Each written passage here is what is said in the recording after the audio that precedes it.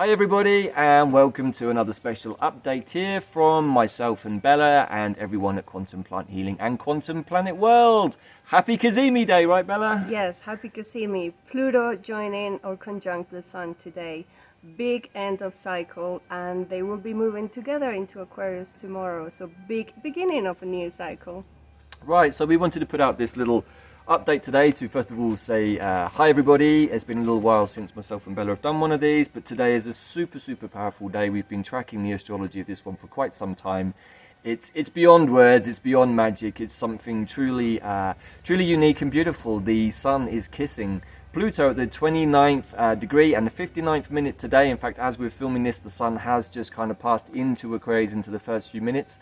But there's a really beautiful conjoining here of the Sun blessing and purifying Pluto before it enters pretty much for the next 20 years, bar a couple of months later this year, into Aquarius and starting a brand new cycle, right, Bella? Yeah, so in the last few days, lots of people were talking about the end of the Kali Yuga.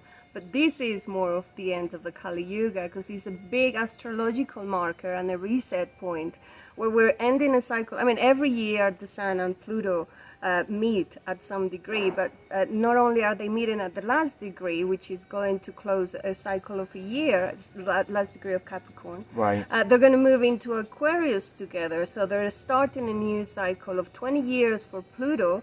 But it's also the same degree where two other planets met in 2020, right? Right. And so it's also like the beginning of another big cycle, which is an 800-year cycle. So we feel like there is a convergence of cycles right now, and it's a big beginning. And so what Pluto refers to is mostly to truth, transformation, alchemy. Mm-hmm.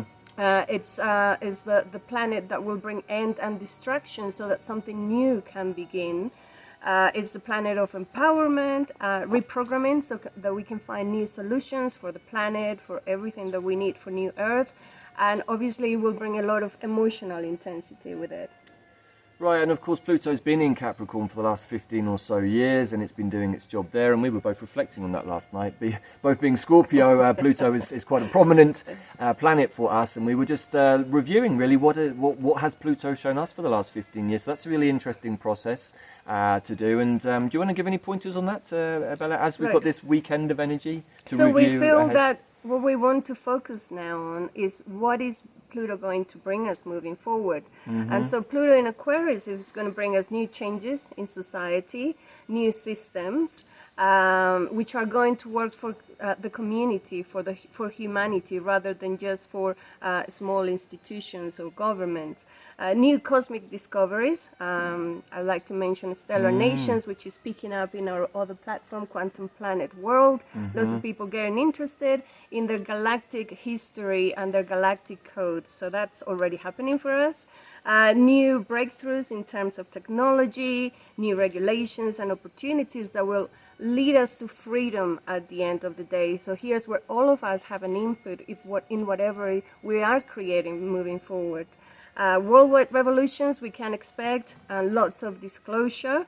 But also in a personal level, it's if you haven't been dealing with your fears and emotional situations, there's not going to be a way out of that. So you really need to work through all of those. We have done a lot of immersions in quantum plant healing, and many of them work with the shadow aspects and all of the emotional baggage that we need to be able to let go of now. I'm doing it with plants, of course. But at the end of the day, this is all about a higher consciousness. That is the whole revolution point. You know, we're moving to higher consciousness and great empowerment for each one of them, so that we understand what is our mission, what is our purpose in creating this new Earth.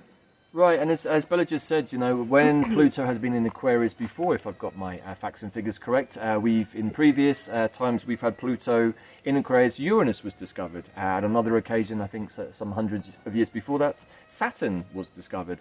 So we understand that Pluto has this sort of ability in Aquarius to bring new things to light. And, you know, as we were reviewing last night, what has Pluto shown us as individuals through the journey in Capricorn, I was reflecting on, well, when did it really start? Back in sort of 2008. People have talked about the so-called collapse of the financial system in 2008. But really for me, Pluto in Capricorn really kicked in 2010 when I went to Egypt and had my spiritual wake-up. So even though Capricorn is not always necessarily associated with spirituality, being so scorpionic with Pluto moving through Capricorn, what I realized was that moment in my life really brought home to me the hollowness and the emptiness of the corporate world that I was working in at that time, and understanding that it really wasn't feeding my soul. And then I went on a journey to Egypt with a big spiritual group, had a big wake up, and my life was never really the same after that. So even though I was still working in business, still working in the business world, I actually was working for myself by this point, because I had decided that I did not like being told what to do by authority, which is really what a lot of what Capricorn is about, top down hierarchy and authority. And I feel that as we move into Aquarius, we're now being given the opportunity with Pluto to revise and review the rules which we choose to accept and live by, right, Bella? So this is a good exercise for today. What have you learned through since 2008? What have you learned about your life, especially in the area where you have Capricorn in your chart?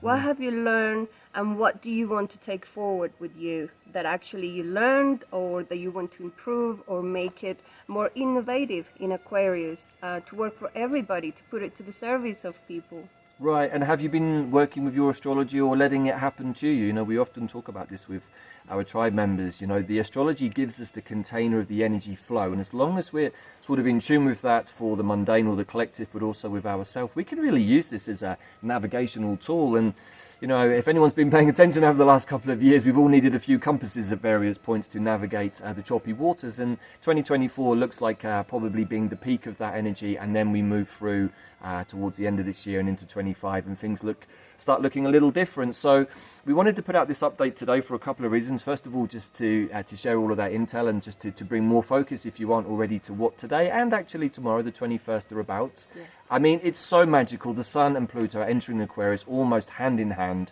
throughout the course of today and tomorrow, depending on where you are in the world.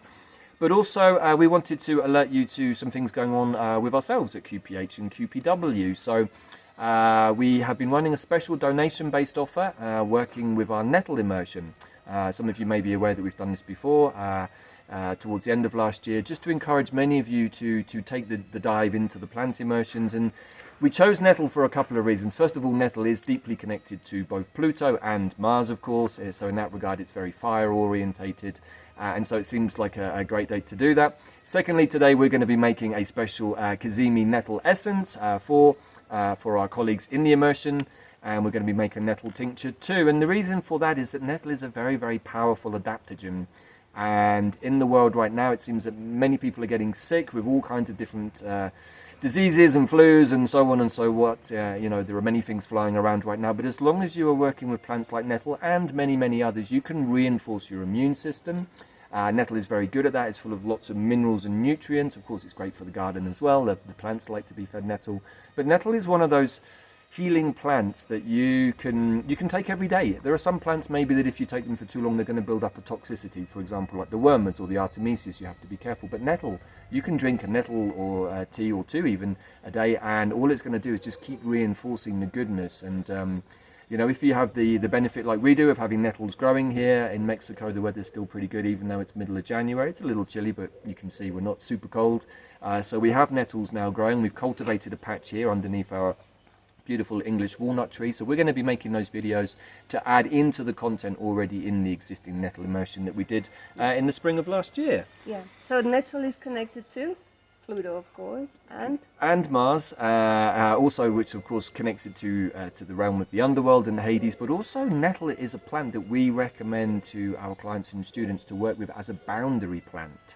How to hold your boundaries firm, and Nettle is very good at holding its boundaries. Why? Because it's got this kind of reaction. If you grab it the wrong way, it releases the hydrochloric acid that then gives you the little rash, and that's Nettle's way of saying, hey buddy, you've overstepped the mark, you've overstepped the boundary, you didn't ask for my permission to come into this space. And You know, in some places you'll find nettles growing like Roman legionnaires, actually around often hawthorn trees, and they're like in these rows, and so they're really protecting hawthorn, who is the fairy queen.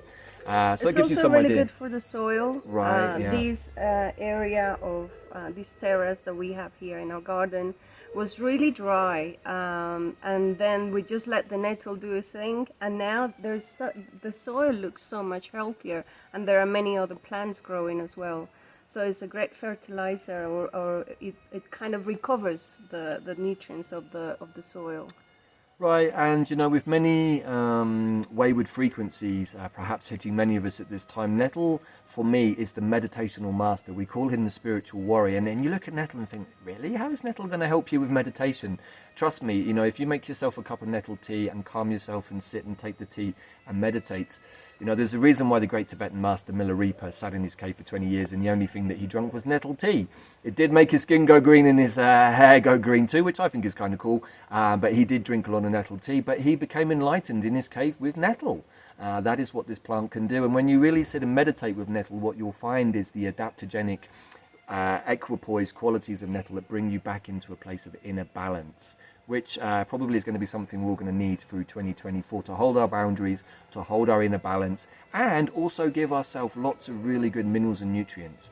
Now, there's a lot more to talk about nettle. We did a 13-day immersion to cover all the materials, so I don't want to give too many spoilers away. But we're going to be running our special donation-based offer using the link in the show notes underneath.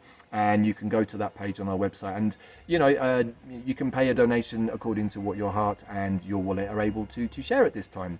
And we're going to be running a live call, a special update live call this Wednesday the 24th, 11 o'clock in the morning. For that group. For that group. Nettle Immersion. So, you know, you still have a few days to jump on board. We were going to run this offer until this evening, being the Cazimi, but having tuned into the energy a little bit more, we're actually going to run it to 11 p.m. on Sunday the 21st, CST Mexico time, so that some of you might catch this video and be able to join us. And of course be able to join us for the live call and participate with many new people who've signed up to this immersion. So wanted to share that. And finally, we also have another special offer that we just want to put into your awareness for our Magic and Manifestation workshop, which is working with many different qualities, right, Bella? Right. In the Magic and Manifestation workshop, we talk about alchemy, of course.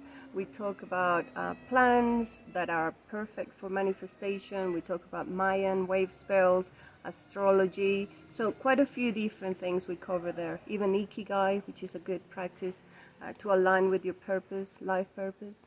Right, so the ultimate aim of that, as Bella said, is to combine astrology, cosmology, Mayan time and plants in a very, very precise way, in accordance and in alignment with your higher divine destiny, so that you can manifest the things that you want. And really, of course, if we're fully aligned and connected to our higher self, then we're probably already in the flow of magic and manifestation anyway. But these tools can help us to bring us to a place of clarity. But also we're going to be working in that workshop with 3 very important plants that actually form our womb team: mugwort, lady's mantle and fireweed. And we share all about how those 3 plants work together in the energetic womb space as the chamber really for manifestation to come from our higher divine 5D and above self down into the 3D, passing through, of course, the emotional astral plane for manifestation here in this realm.